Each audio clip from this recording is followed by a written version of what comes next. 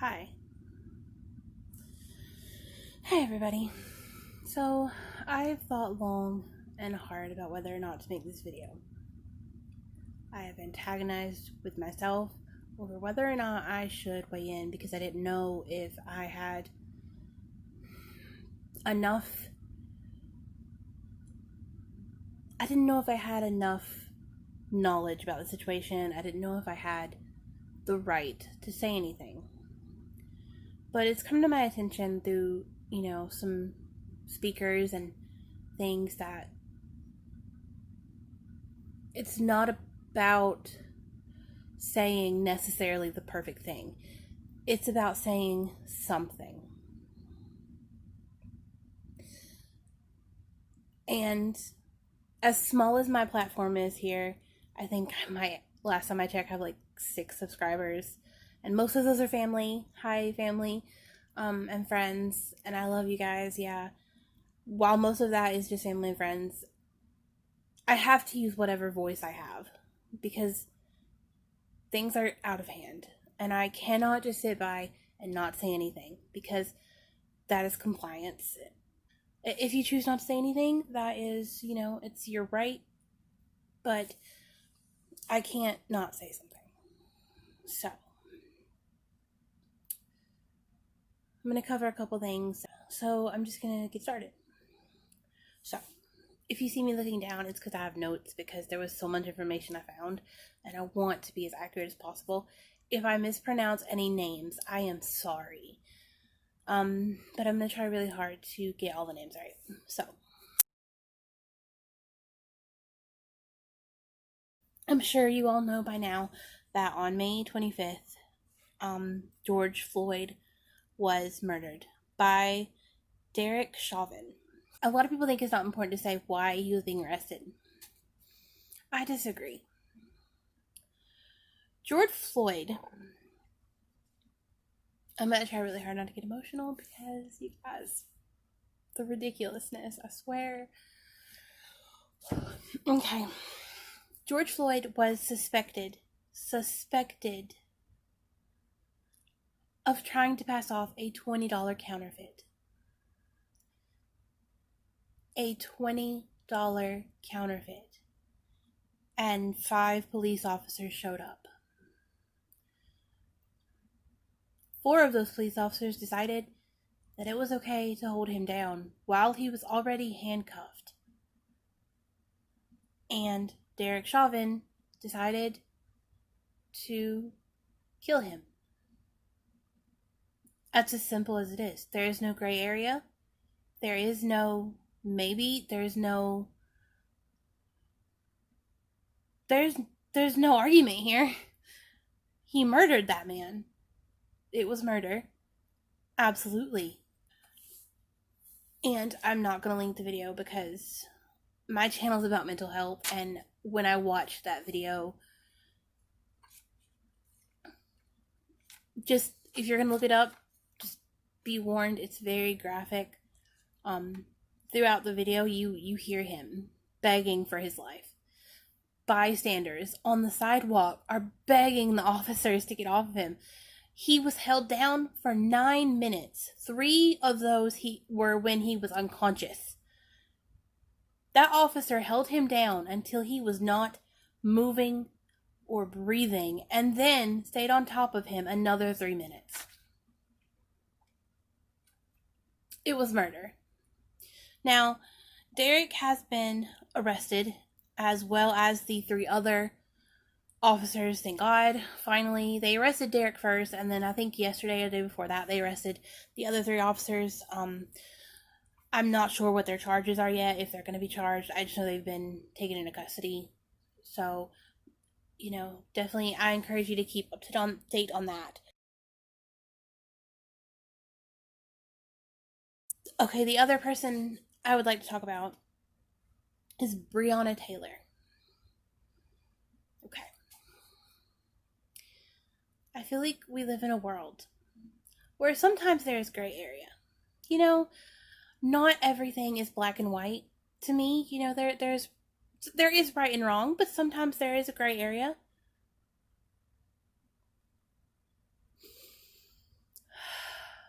There is no gray area for Breonna Taylor.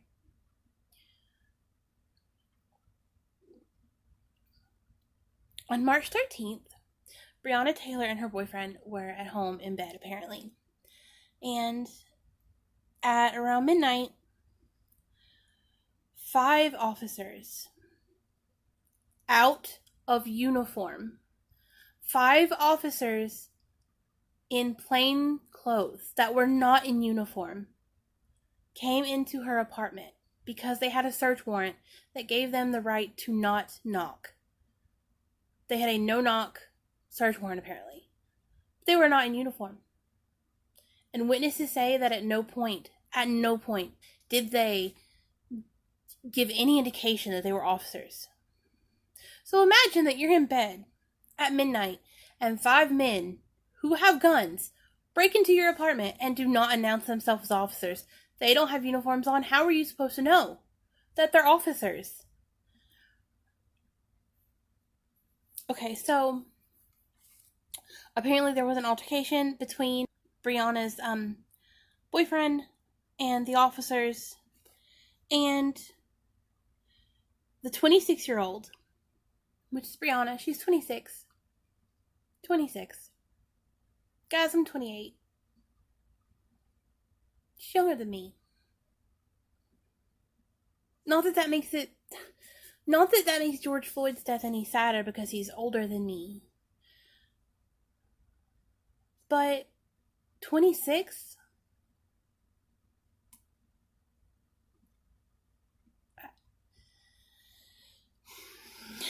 Upon entering the apartment, there was an altercation, and the Louisville Police Department officers that were there included Jonathan Mattingly, Brett Hankinson, and Miles Cosgrove, as well as 2 unnamed officers. Apparently the 3 that I just named, though, decided during the altercation to shoot her. Now, you might be asking, how many times would 3 trained officers need to shoot a 26-year-old woman to get her under control so that they're not in danger? Because I understand being a cop is a very dangerous job. I get that. Being a cop, I can't imagine how dangerous and stressful it is. But there is a way to defend yourself, right? I mean, why use excessive force if you don't have to? Why kill someone if you don't have to? But for some reason, it took 8 gunshots. 8. 3 grown-ass men had to shoot a 26-year-old civilian 8 times. Really? You're telling me that's not murder? No. They killed that girl. They decided they were going to kill her.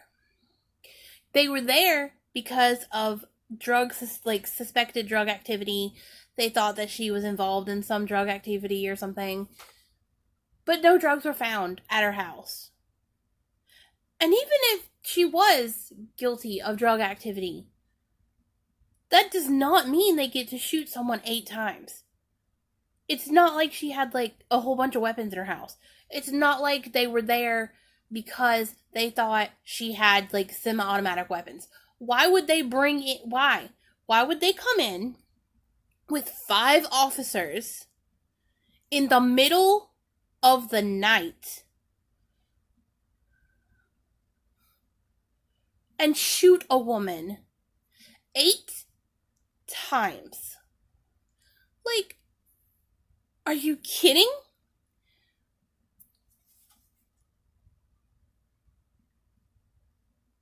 They did not say they were officers. Nothing.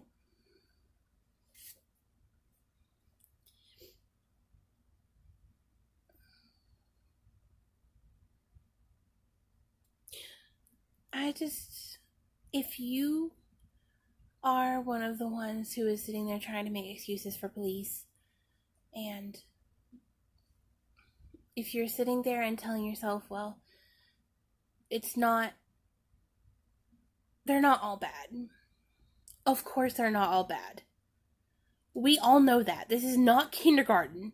We know that there are bad and good people in every set of people. There are good and bad white people. There are good and bad African Americans. There are good and bad police officers. But you know what? Police officers are the ones who are supposed to protect us. Police officers are the ones that are supposed to take care of us as communities. There are some jobs where you cannot be the bad one. And if you are, that has to have serious consequences because this is unacceptable. I do not understand how anyone at this point is arguing for the police officers. I don't get how anyone is siding with them. I don't understand. I don't. And obviously they're not all bad because there have been some that have taken part in the protests and been respectful towards protesters. And they have even, protested themselves. And that's amazing. And we need more of that content. We need to see that because that is what's hope. That is what's beautiful. But if you think that those good cops disqualifies the bad cops from being responsible, no. That is not how that works. At this point, there is no argument. There's no debate. It was murder. Those cops are wrong. They should all be charged with first-degree murder, in my opinion. Because they all did it. They all did it. And there are other cases. I just named two. The two that were most impactful to me that I thought needed to be talked about. All of them need to be talked about. But if I went over every single one, this video would be 6 hours long. And it can't be because I need to get the information out there. It needs to be known. The faster the better.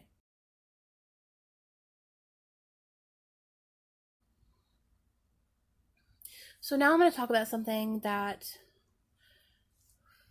is probably not going to get a very well response from some of you. Just know that if you're in my family and you want to disagree with me,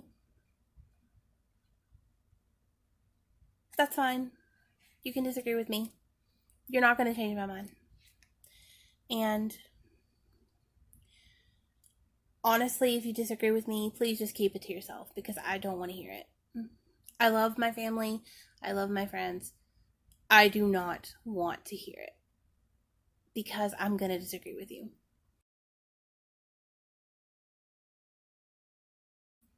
Because it's wrong. What is happening is wrong.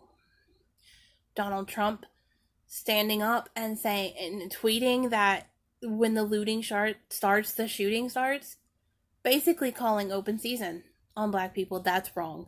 Him standing in front of a church and holding a Bible and that is some great thing. He's not doing anything. He's not doing anything.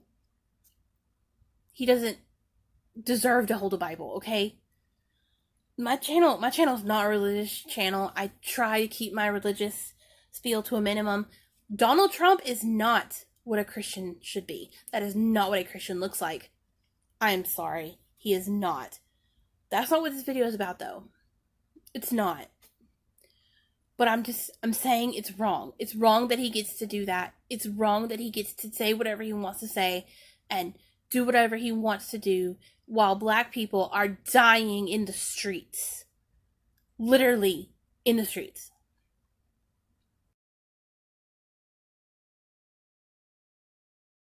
There have been so many people who have died during the protest from rubber bullets that are supposed to not hurt. There is so much evidence, so many pictures and videos of people with open wounds from these rubber bullets that are not supposed to hurt people because the officers are not following protocol. They're not shooting at the ground. They're shooting at eyes and heads with rubber bullets because they don't care. And obviously, this isn't every cop, this isn't every protesting situation, but it's enough of a situation that it's happening in multiple states. People are being hurt from rubber bullets in several states because officers have chosen not to follow protocol. Because even though they are supposed to protect and serve their communities, they've decided they're not going to do that. I'm going to move on.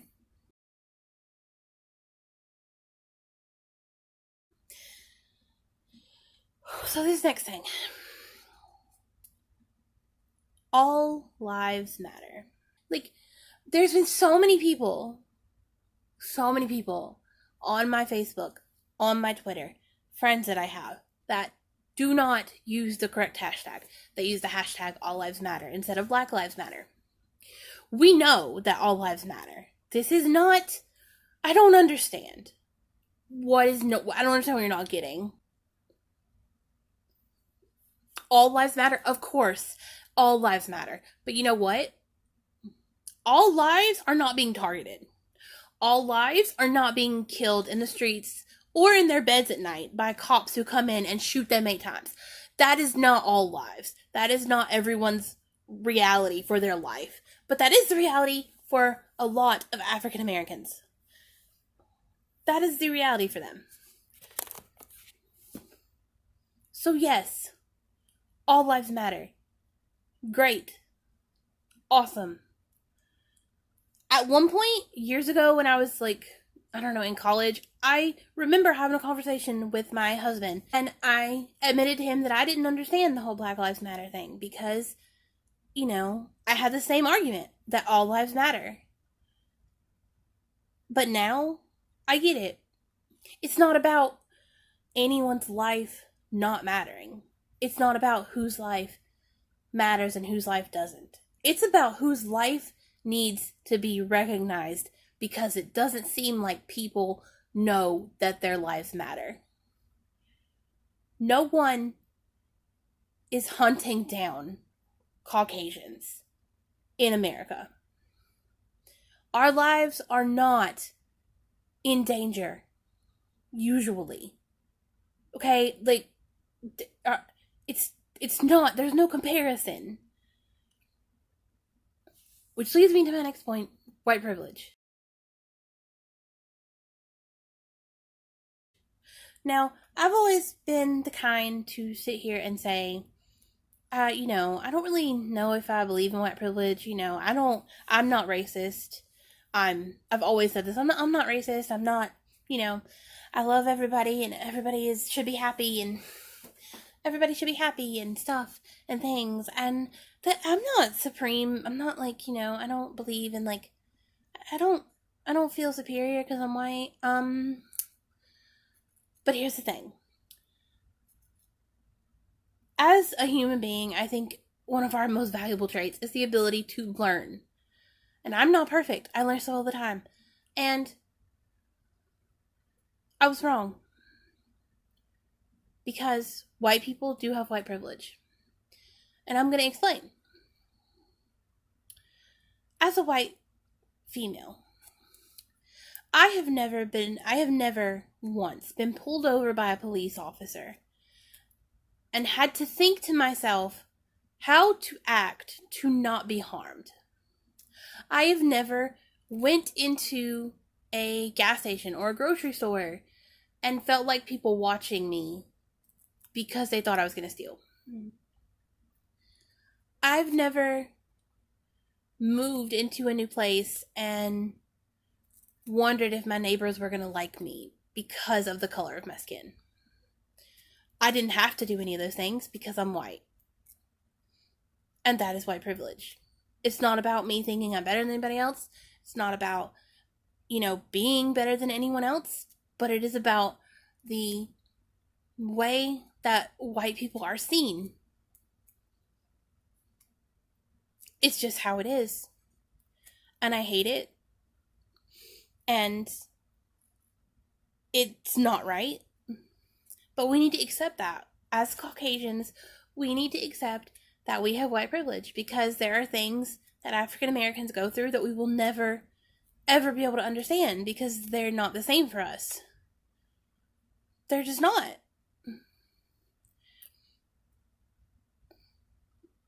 And that's so...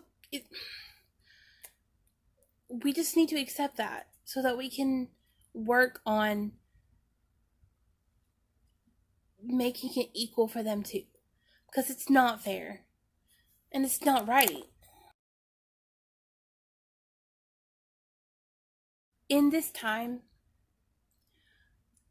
one thing I want to talk about is anxiety and depression and how it goes along with this situation. Now, if you're like me, my anxiety personally has a lot to do with noises. A lot of noise. Or too many noises at one time. Or crowds. Crowds is a big one for me. I would not be a productive protester because I would probably be on the ground trying to breathe because of the amount of people. You don't have to go protest to be effective. Use your voice. You can post online. You can share links to donations and foundations that are helping the African American community right now. You can go buy and donate water bottles and milk and things like that, because a lot of the protests are requesting resources like that because the officers are using like pepper spray and stuff. So they like to have like a medical tent set up so they can use the milk to help with the pepper spray and things. You can donate things like that. You can donate money. Honestly, every dollar helps. I don't have a lot of money to donate. $5, $10, it all adds up, you know? Educate your family, educate your friends, talk about it, because talking about it is one of the main things. I said at the beginning of this video that I didn't say anything for a long time because I didn't know what to say. But talking about it in some capacity is better than being silent. Silent is no longer acceptable. It is no longer, like, the right choice. It felt wrong of me not to say anything. I had to say something. And I'm not saying that because I'm better than anyone else. I'm just saying it's a personal choice. Whether or not you say something, whether or not you feel like you need to, that is between you and your soul or inner peace or whatever. You know, that's between you and yourself. And for me, it's been on my mind and my heart a lot that I felt like I had to speak up and say something, because I can't go protest. My anxiety will not allow me to do that. But what I can do is talk about this with my YouTube community, with my friends, and with my family. And that's exactly what I plan to do. And I hope you guys are safe if you're going to go protest. You know, a lot of people are saying to make sure your hair's up and like tucked in or something so that like police officers can't grab it, because apparently in big cities that's the thing they're doing. You know, a lot of people are wearing goggles or glasses to try to protect from pepper spray. A lot of that is for big cities, though, I think. It seems like we had a protest here in my town. I live in a small town in the South. Actually crazy, but the protest was actually really peaceful. I didn't go, obviously. But it was a couple hundred people, I think, and it was peaceful. The cops were very peaceful. Nothing crazy happened. You know, there was no looting or rioting or anything like that. But just, you know, to err on the side of caution, maybe pack a bag with, like, goggles and things in case something crazy happens. If you are under 18, please stay home. Like, the best thing that someone who is a baby can do is educate their friends. You guys are the next generation. You guys are what's going to make change. We are all trying to make change right now. My generation and generations older than me, we're all trying to make change. You kids, you guys are the ones that are really going to be able to affect change. And you need to be safe in order to do that. So keep yourself safe, you know, talk about it with your friends. Talk about it with your parents and your siblings and anyone that will listen to you. because it's very important right now that we talk about it, because it's not being talked about enough, or it wasn't until the protest started. So I'm going to link some resources in the description for some good foundations to donate to and some good sources of information. I will link information about Breonna Taylor and George Floyd in the description. Lots of links in the descriptions, you guys.